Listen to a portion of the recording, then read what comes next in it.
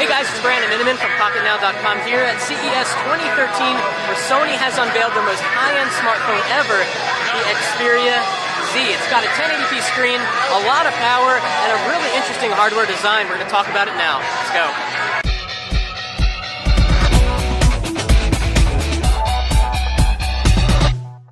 Okay, so the first thing I want to point out is the design. On the Nexus 4 and the Optimus G, you get glass on the front, a lot of fingerprints here, I know, glass on the back, but here with the Xperia Z, you also get glass on the sides. And yeah, it makes us a little worried about the durability of the device, but Sony claims that this is high durability glass.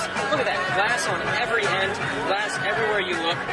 Really striking design here. Let's take a look at all around the edges. Everything is behind a flap. We've got a dot here with a Sony dot that allows you to, dock it. These flaps are actually a little bit challenging to open. So we've got charging right here for micro USB, of course. Over here we've got a micro SD expansion.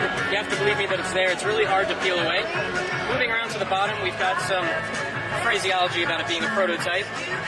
Really thin design, by the way. We've got a volume rocker here and a really interesting power button placed kind of down low like a Lumia 920, almost right in the middle, which is great because the device is kind of tall like a Droid DNA. And really this is competing with a Droid DNA. So power button here, over here on this flap we've got the micro SIM slot. I think it's micro SIM, probably micro SIM, not nano SIM. And on the top we've got, again, everything is behind the flap. We've got the 3.5mm headphone jack. Now let's turn this on and talk about specs. Obviously the big thing here is that we've got a 1080p screen, so it's 1920 down by 1080 across, just like the Droid DNA, which means that everything is super sharp and super clear.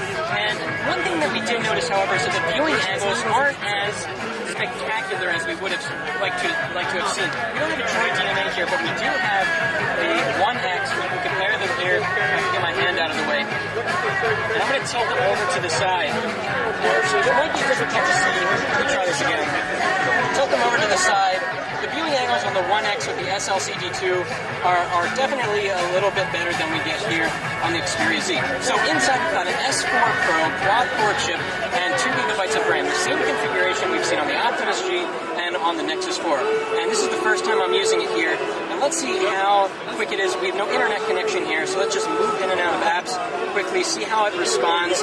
Probably the lightest Sony skin we've ever seen yet. That's an interesting feature here. So we've got, I guess, what are kind of some quick shortcuts. It looks like we can add some installed apps, although only from a pre-configured list. So moving around, it doesn't look like stock Android. It looks like it's been scanned. Every icon is different, of course.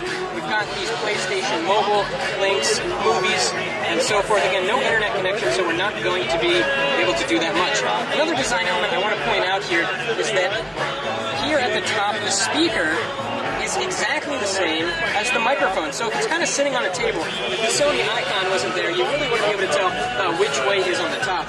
We've got an LED notification light at the top, a 13-megapixel camera, and we know Sony does killer cameras, so we're really excited to see how this looks. And yes, as my camera guy just told me, it is waterproof. I'm Jaime Rivera behind the camera reminding me, you can drop this in a toilet and it will be okay. Maybe my dream phone.